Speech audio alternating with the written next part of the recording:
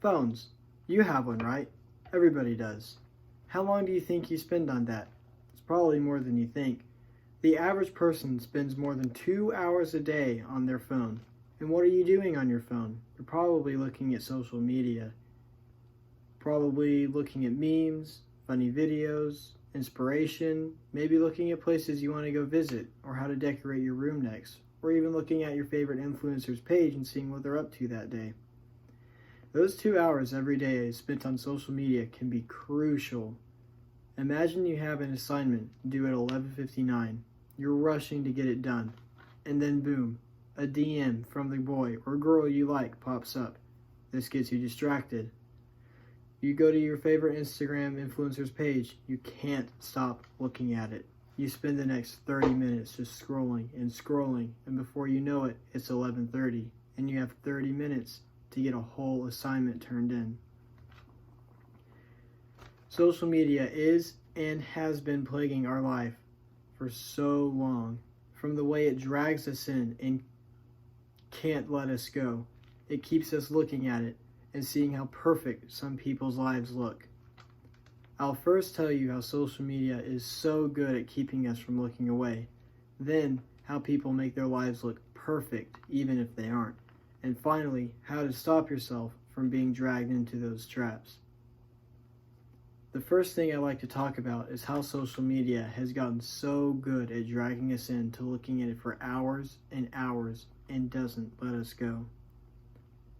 Social media is a trap, no other way of saying it.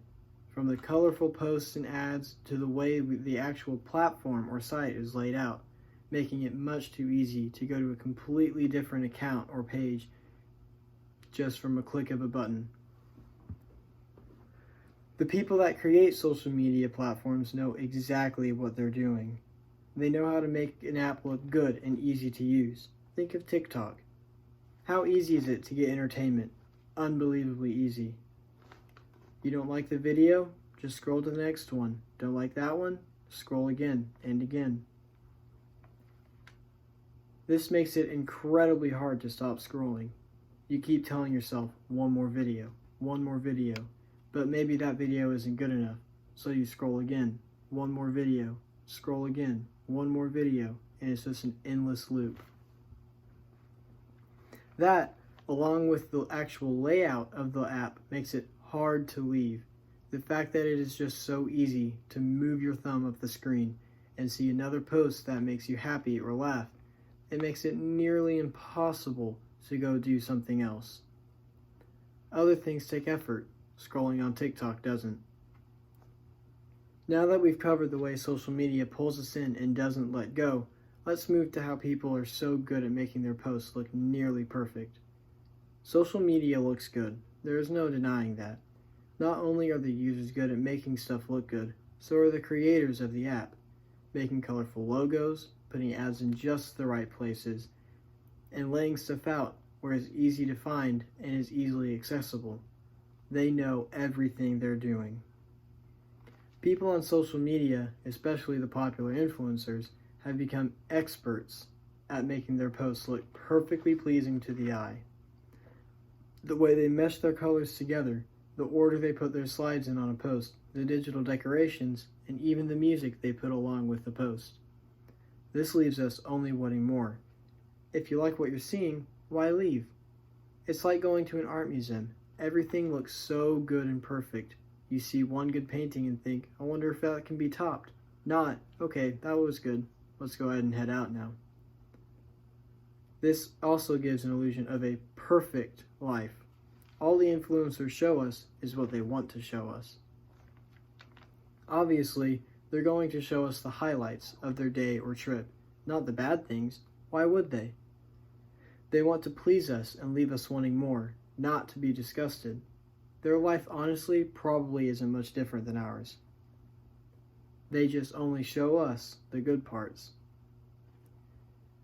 Now that we've covered the trap that is social media and how people are so good at making their posts look beautiful, finally, let's look at ways to stop ourselves from falling for those traps.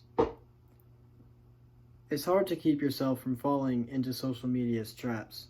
That's because the developers know us as a society. They know how to grab us, pull us, and trick us.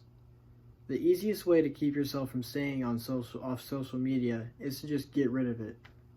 I see that as kind of sweeping it under the rug, though. Social media is important. It gives us easy access to news and current events. It keeps us up to date on trends. Getting rid of it will only isolate you.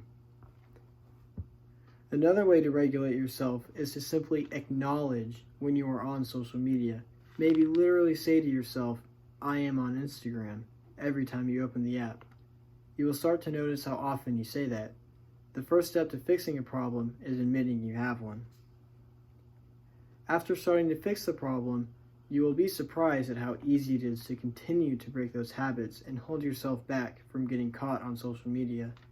You start to realize maybe that person's life isn't as perfect and fun as it seems, or those funny videos will still be there later.